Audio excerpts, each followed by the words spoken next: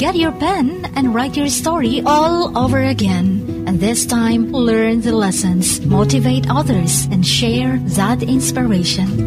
Dear Mugs FM with DJ Chini. Ang pagtataksil, isang salitang puno ng sakit, galit, at pagkawasak. Sa likod ng bawat ngiti, sa likod ng bawat mahal kita, minsan ay may lihim na itinatago. Dear Mugs FM, itago niyo na lang ako sa pangalang Nadim. This is not mine. Kwento ito ng katrabaho ko. Taong 2018 nung nag-abroad ako, kung saan nakasabayan ko na na-deploy ang mag-fiancé na sina Ariel at Jen. Maliban sa kanila, may 5 pa kaming nakasabayang na-deploy. Pagdating namin dito sa Saudi, naghiwa-hiwalay na kami. Samantalang kami ni Ariel naman na-deploy sa Jeddah. Yung girlfriend niya, sa Dammam. Yung iba pang kasama namin na-deploy sa ibang part pa ng Saudi.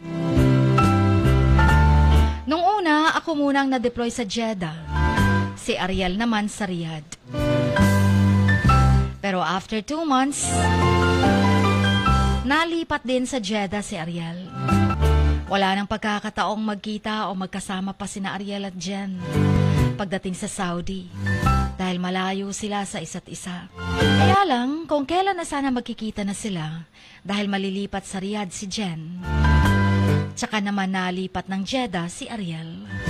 Minsan na rin nakwento ni Ariel sa akin kung paano sila nagkakilala ng fiancé niya. Ayon sa kanya, second year college pa lang sila. Nag-live-in na sila. Kaya pagka-graduate, namanhikan si Ariel sa pamilya ni Jen. Nakapagtrabaho naman sila agad. Pareho silang natanggap bilang bank teller sa kanilang lugar, sa CDO. Umabot na rin sila ng taon sa bangko na pinagtatrabahuan nila. Pero hindi pa rin enough yung savings para magpakasal. Kaya pareho nilang pinagplanuhan na mag-abroad para may gagamiting panggastos sa kasal. Sa aming accommodation, 2 lamang kami ni Ariel. Kaya minsan nabuburyong ako sa bahay dahil kami lang din na Pilipino sa lugar na yun. At dahil 2 days off naman kami sa trabaho every week, kaya nakakalaya akong gumala at mag-travel. Nagpapaalam ako kay Ariel na magkikita kami ng tita ko or mga pinsan ko sa Riyadh. Kahit mahal ang tiket sa eroplano, papunta roon. Pumupunta pa rin ako para makakagala. Until one day, bigla na lamang umiyak sa banyo si Ariel. Nalaman kong hiniwalayan na pala siya ni Jen. Nalaman kasi niyang may ibang lalaki si Jen. Sobra akong naawa sa kaibigan ko. Dahil bihira lang ako makakita ng lalaking umiiyak. Noong mga oras na yon, hindi ko alam paano i-comfort siya. Ang awkward ding i-comfort siya, lalo na't pareho kaming lalaki. May mga time na ayaw niya akong kausapin. May mga time na gagalit na lamang siya ng walang dahilan. Kahit hindi ako umiinom ng alak, sinamahan ko siyang tumagay. Na kung titawagin sa Saudi ay Sadiki. May mga time gusto niyang samahan ko siyang maglakad-lakad sa park. Kahit 2:00 na ng madaling araw.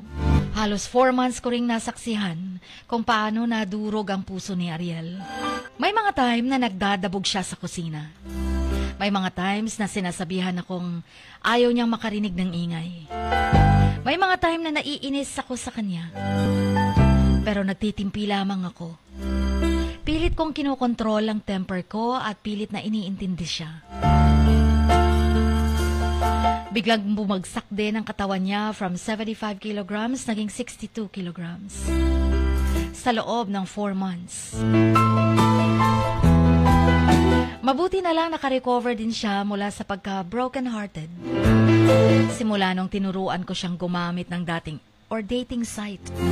Napansin ko rin ang dahan-dahang pagbalik ng sigla ni Ariel. Palagi na siyang may ka-video call. Minsan nga madaling araw na lang gising pa siya. Nagvi-video call pa. Dahil din nasa Jeddah lang ang lagi niyang katawag. Kaya nakailang beses na rin silang nagkita. At nalaman kong masaya na sila sa isa't isa. Nagplano sila ng mga taong yon na magpakasal pag-uwi sa Pinas. 2020 natapos ng kontrata ko at nakasabayan kong umuwi yung mga kasamahan kong dumating sa Saudi. Pati na si Jen, na ex-girlfriend ni Ariel. Samantalang si Ariel naman nagpaiwan. Nag-extend. Gusto niyang sabay silang umuwi ng bago niyang girlfriend. Ilang taon na ang nakalipas, Jean. Wala na akong update kay Ariel. Huli kong update sa kanya ay nung ikinasal na siya sa babaeng nakilala niya sa Saudi. Samantala, kasal na din ako, Chin. At may anak na kami, ni Jen.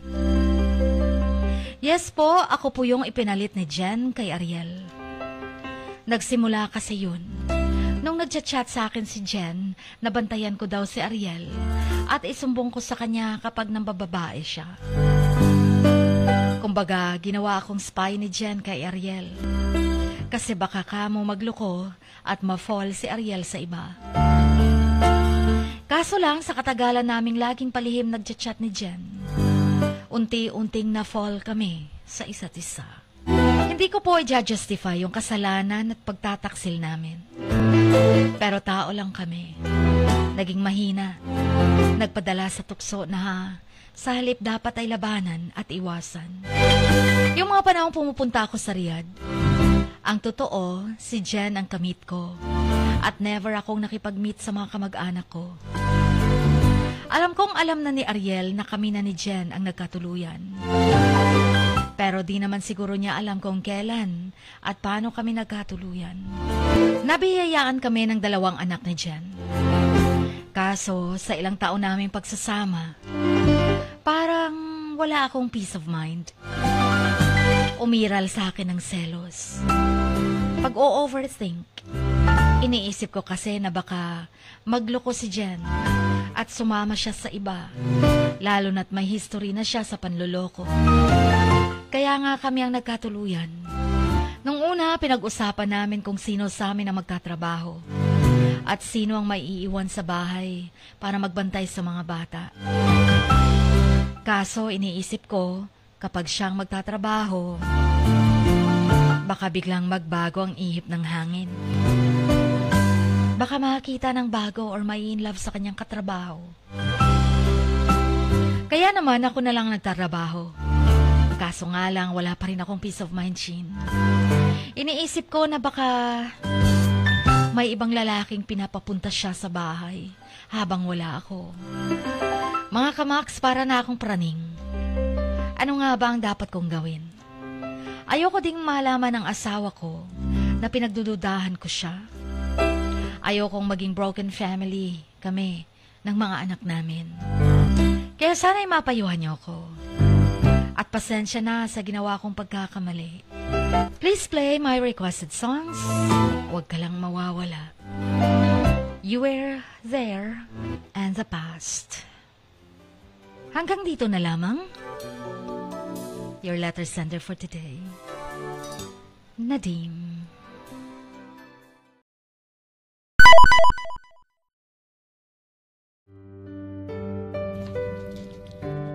Sa bawat pagluha mo, may nakatagong kwento. Sa bawat ngiti mo, may gustong sabihin ang puso mo. At sa likod ng iyong halakak at maging sa pagkabiko mo, may mensaheng nakabalot sa iyong pagkatao. At ang tanging nais mo lamang ay mapakinggan ang mga ito ng buong mundo. Dear Mugs FM with DJ Chini. Life has got all those twists and turns. Stand up for what you believe in.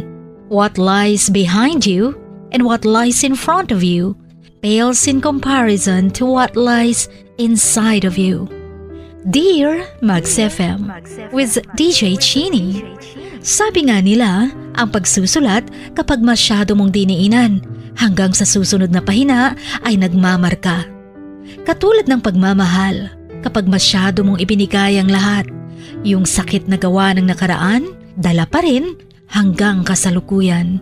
Dear Mugs FM, you own your story and you are the author of your own book of life. Don't let others write your script, but let others hear your story and make them inspired.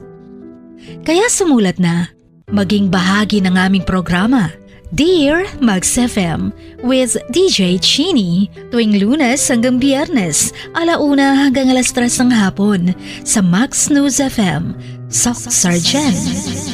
Love, life, and lessons from the past, only at Dear Mugs FM with DJ Chini.